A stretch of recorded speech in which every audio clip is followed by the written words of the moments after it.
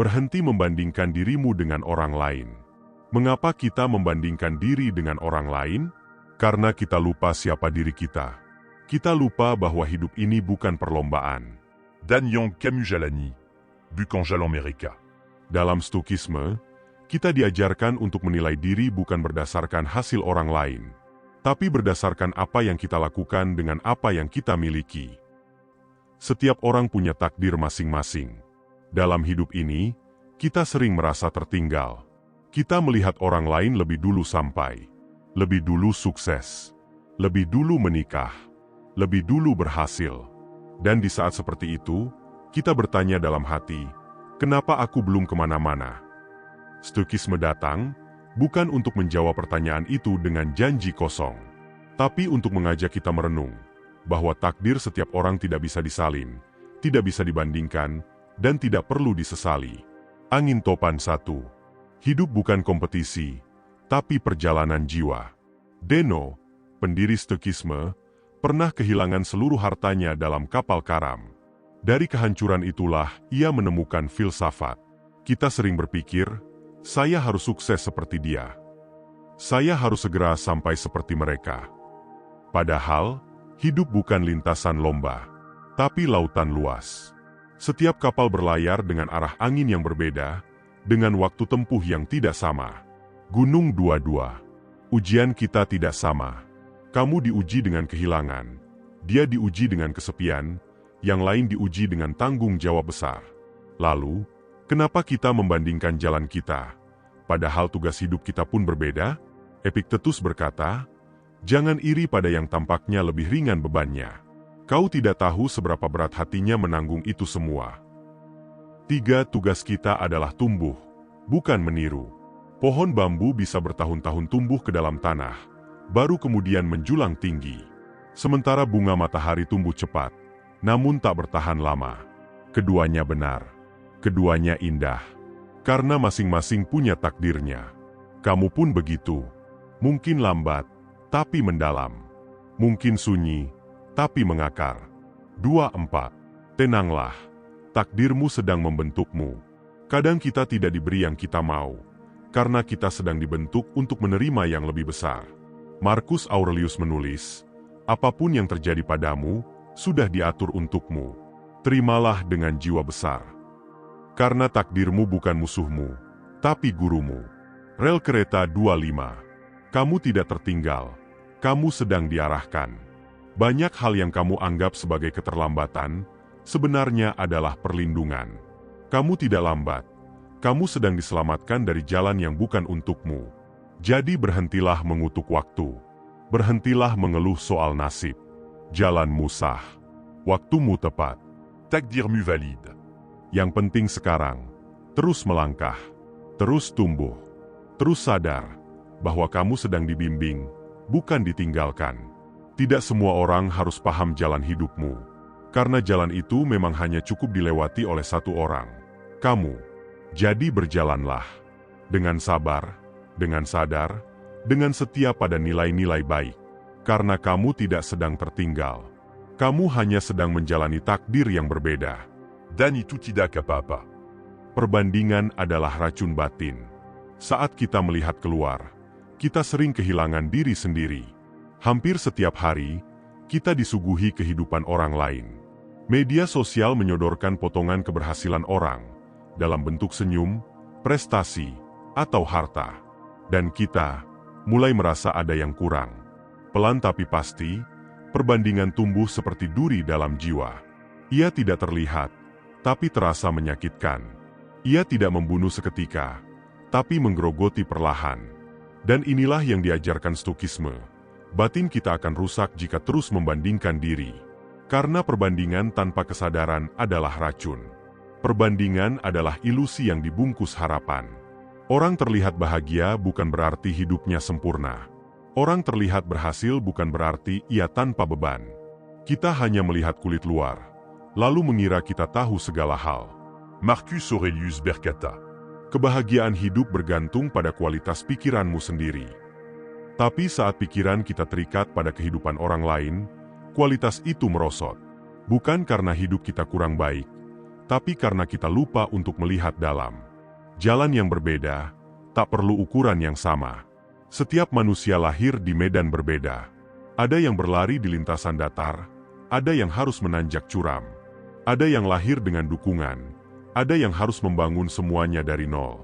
Perbandingan menjadi tidak adil saat standar kita pakai untuk semua. Padahal tugas hidup kita pun berbeda. Kita bukan robot produksi massal. Kita adalah ciptaan yang unik, dengan takdir masing-masing. Perbandingan mengulang penderitaan.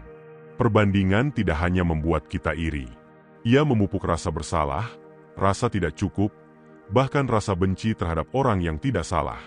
Kita mulai menyalahkan diri, aku tidak sepintar dia. Aku tidak sekaya dia. Aku gagal. Dan kalimat-kalimat itu berulang setiap hari, hingga akhirnya kita percaya bahwa itu kebenaran. Padahal, itu hanya cerita yang dibisikkan racun batin. Hidup itu tentang tumbuh, bukan meniru. Stokisme menanamkan prinsip bahwa kita bertanggung jawab pada pikiran sendiri, bukan pencapaian orang lain. Bandingkanlah dengan dirimu yang kemarin. Apakah kamu sedikit lebih tenang? Apakah kamu lebih jujur? Lebih sabar? Itu sudah cukup. Karena hidup adalah tentang tumbuh, bukan meniru. Orang lain bukan cermin. Mereka hanya pengingat bahwa semua orang sedang dalam perjalanan. Benteng diri dibangun lewat kesadaran. Epictetus mengajarkan, jangan biarkan orang lain mengatur kedamaianmu. Ketika kita membandingkan, sebenarnya kita sedang memberikan-kendali itu ke orang lain. Seolah mereka yang menentukan nilai diri kita. Padahal, kendali itu milik kita. Setiap kali rasa ingin membandingkan muncul, berhentilah sejenak dan tanya, apa gunanya aku tahu keberhasilan mereka, kalau aku tidak tahu bagaimana memaknai hidupku sendiri? Praktik harian stoik menghadapi perbandingan. Agar racun batin tidak membusuk dalam diri, Stokisme menyarankan beberapa langkah. 1. Latih kesadaran harian, duduk tenang 10 menit setiap pagi. Tanyakan, apa yang bisa aku syukuri hari ini? 2. Tulis dialog dalam diri, jika muncul rasa iri, jangan diabaikan. Tulislah, kenapa aku merasa iri? Apa pelajaran yang bisa aku ambil? 3. Batasi konsumsi sosial media, karena tidak semua yang terlihat adalah kenyataan. Bersihkan pikiran dari ilusi. 4. Rayakan kemajuan kesilmu, tidak perlu pengakuan. Cukup senyuman kecil untuk diri sendiri. 5. Sadari nilai dirimu tanpa perbandingan, karena kamu tetap berharga, meskipun tidak disorot siapa-siapa. Kembali menjadi pusat diri. Perbandingan akan terus ada. Tapi kamu bisa memilih. Apakah kamu ingin terus terluka oleh bayangan orang lain, atau mulai berdamai dengan langkahmu sendiri? Dalam keheningan, kita kembali menemukan diri. Dan saat kamu mulai berhenti membandingkan, kamu akan merasakan bebasnya menjadi utuh. Bukan sempurna, tapi utuh. Itu jauh lebih berharga. Kamu tidak perlu membuktikan apa-apa. Hidup tanpa harus membuktikan diri. Dalam dunia yang riuh dengan pencapaian dan pengakuan, kita diajak untuk terus membuktikan bahwa kita layak, bahwa kita hebat, bahwa kita berhasil. Tapi, kepada siapa sebenarnya semua pembuktian ini ditujukan? Stokisme mengajarkan satu kebenaran yang sunyi. Kita tidak hidup untuk panggung orang lain. Kita hidup untuk menjaga ketenangan batin dan menjalani takdir kita dengan sadar. Perbudakan terhalus bernama validasi. Saat kamu merasa harus membuktikan sesuatu, kamu sebenarnya sedang berkata, aku butuh orang lain mengakuiku. Inilah bentuk perbudakan halus. Batinmu dikendalikan oleh penilaian orang lain. Seperti kata Epictetus, jika kamu ingin bebas, jangan gantungkan kebahagiaanmu pada sesuatu yang berada di luar kendalimu. Validasi adalah jebakan. Ia memuaskan sebentar, lalu menuntut lebih banyak. Dan ujungnya, kamu lupa siapa dirimu yang sebenarnya. Bukti diri tidak perlu diumumkan. Marcus Aurelius menulis dalam Meditations, pohon tidak berseru bahwa ia tumbuh. Ia hanya tumbuh. Kebijaksanaan sejati tidak perlu diumumkan. Kemajuan tidak butuh tepuk tangan. Seperti matahari yang bersinar tanpa meminta pujian. Seperti sungai yang mengalir tanpa perlu disorot. Kamu tidak harus menunjukkannya. Kamu hanya perlu menjalaninya. Hentikan lomba yang tidak kamu daftari. Dunia seolah perlombaan yang tak pernah berhenti. Siapa yang lebih sukses? Siapa yang lebih kaya? Siapa yang lebih bahagia? Tapi siapa yang menyuruhmu ikut lomba itu? Dalam Stokisme, kita diajak untuk membuat nilai hidup sendiri, bukan mengikuti nilai yang ditentukan keramaian. Jangan habiskan hidupmu untuk balapan yang bukan milikmu. Jalanmu unik, langkahmu suci. Tak perlu mengejar jejak orang lain. Keteguhan diri ketidakbutuhan akan pengakuan. Ketika kamu benar-benar teguh, kamu tidak sibuk menjelaskan dirimu. Ketika kamu tahu apa yang kamu lakukan benar, kamu tidak butuh disorot. Seperti stoik sejati, kamu hidup dalam prinsip. Aku bertanggung jawab atas tugasku, bukan atas pendapat orang lain. Dan itulah kebebasan. Saat kamu tidak hidup dari pujian, kamu juga tidak akan mati karena hinaan. Lakukan karena nilai, bukan karena sorotan. Jangan berbuat baik agar terlihat baik. Berbuatlah baik karena itu hal yang benar. Jangan bekerja keras karena ingin dianggap hebat. Bekerjalah karena itu menumbuhkan dirimu. Jangan sabar karena ingin dipuji tenang. Tapi bersabarlah karena itu menjaga batinmu tetap kuat. Stokisme mengajarkan bahwa niat adalah segalanya. Dan hanya kamu yang tahu niatmu. Orang lain hanya menebak. Dan itu bukan urusanmu. Diam adalah bentuk ketegasan tertinggi. Tidak semua harus dijelaskan. Tidak semua kritik harus dibalas. Tidak semua sindiran butuh reaksi. Kadang, diam adalah filosofi. Dan stoik adalah ahli dalam seni ini. Semakin kuat seseorang, semakin tenang ia ketika disalahpahami. Karena ia tahu, penilaian orang bisa berubah. Tapi batin yang tenang adalah harta yang stabil. Jalani takdirmu, bukan ekspektasi mereka. Takdirmu tidak identik dengan keinginan orang lain. Takdirmu bukan jolar, bukan jabatan, bukan penggakuan. Takdirmu adalah jalan yang kamu jalani dengan sadar dan jujur. Dan itu cukup. Seperti yang du Capcan Seneca. Kamu hidup cukup lama jika kamu hidup dengan bijaksana.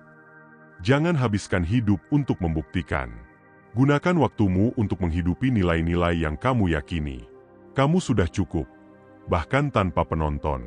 Kamu tidak perlu membuktikan apapun. Camus n'y a perlu de setia pada kebajikan. Setia pada kejujuran. Setia pada kebaikan. Setia pada kesadaran. Dan itu sudah cukup.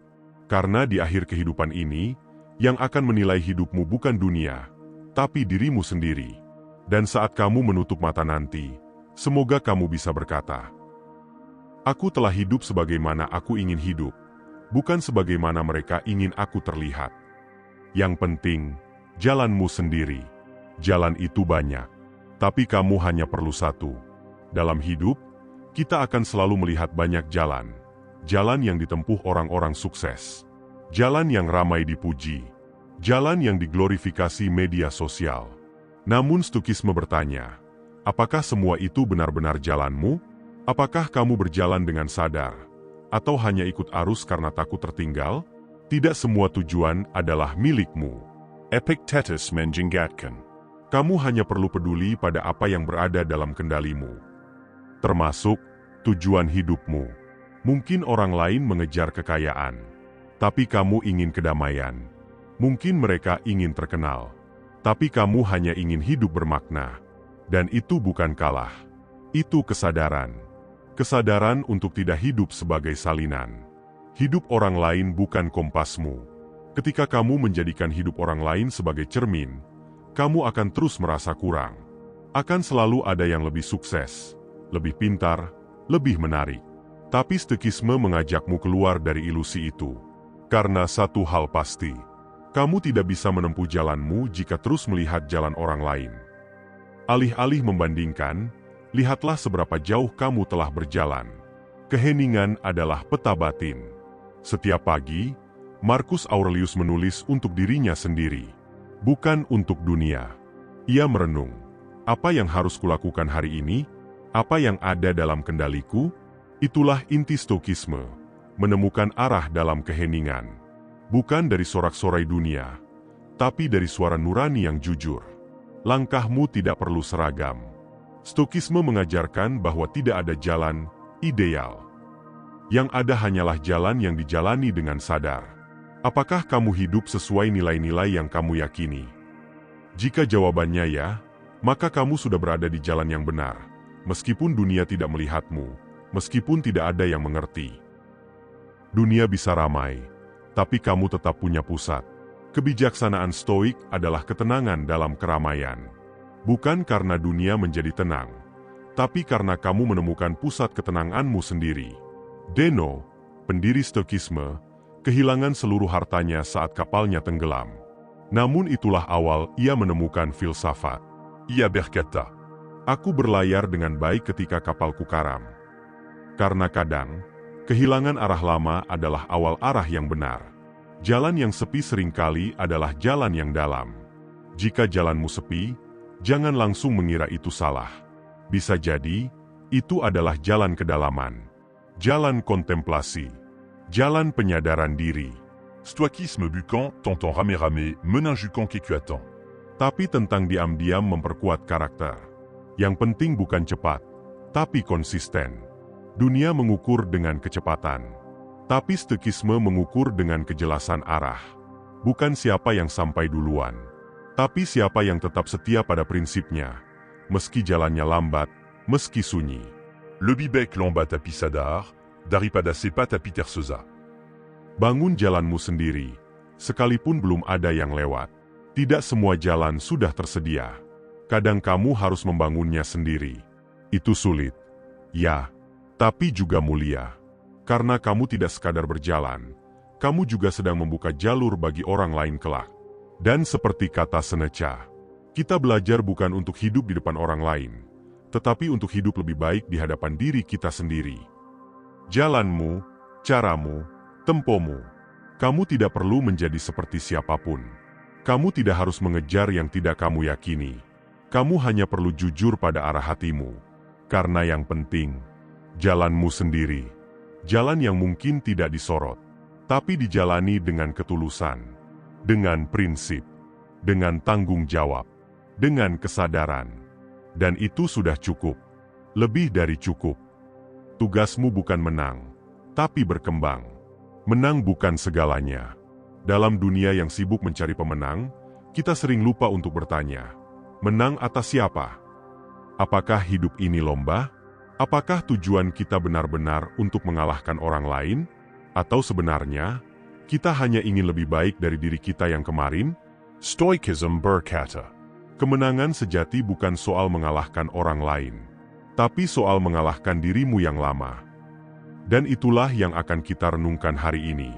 Fokusmu bukan dunia, tapi dirimu sendiri. Epictetus berkata, Ada hal yang dalam kendalimu, dan ada yang di luar kendalimu. Kemenangan, pujian, status, semuanya berada di luar kendalimu. Tapi pertumbuhan, konsistensi, dan sikapmu, itu milikmu sepenuhnya. Jadi mengapa kamu menghabiskan hidup mengejar hal-hal yang tidak bisa kamu kontrol? Mengapa kamu lebih takut kalah daripada gagal berkembang? Tugasmu bukan jadi juara.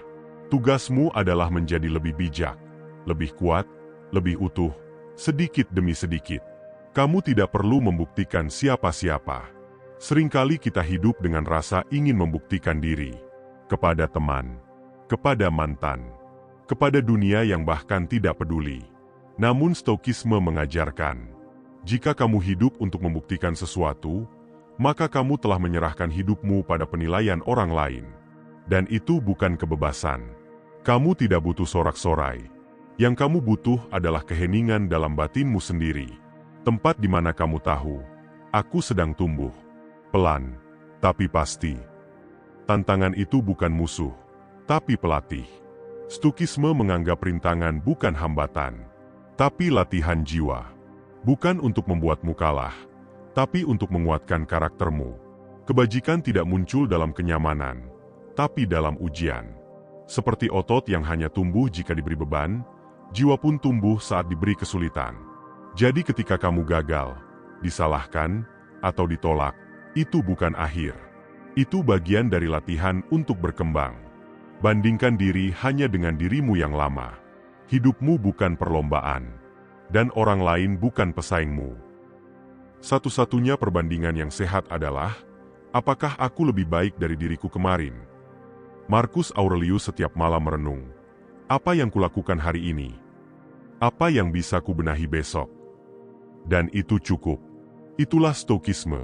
Refleksi pribadi, bukan kompetisi eksternal. Menang itu sementara. Berkembang itu selamanya. Kemenangan bisa hilang. Hari ini kamu di atas, besok kamu dilupakan. Tapi karakter, kebijaksanaan, dan kedewasaan, itu akan menempel padamu selamanya. Karena itu bukan hasil dari kompetisi, tapi hasil dari perjalanan batin. Jangan ukur hidup dari seberapa banyak kamu mengalahkan orang lain, tapi dari seberapa sering kamu tidak menyerah saat kamu bisa menyerah. Itulah pertumbuhan. Dan itu lebih berharga daripada sekadar piala. Tumbuh, bukan berlomba. Ingatlah, kamu tidak sedang berlomba dengan siapapun. Kamu sedang membentuk jiwamu. Menyusun kehidupanmu. Menempa ketangguhanmu. Dan itu jauh lebih penting daripada menang. Stoikisme tidak mengajarkan cara untuk tampil unggul, tapi cara untuk tetap tenang, kuat, dan jujur pada nilai-nilai hidup, meski dunia tidak melihatmu. Karena di akhir hidup nanti, kamu tidak akan ditanya, apakah kamu mengalahkan mereka? Tapi, apakah kamu telah menjadi dirimu yang terbaik? Dan itulah kemenangan yang sejati.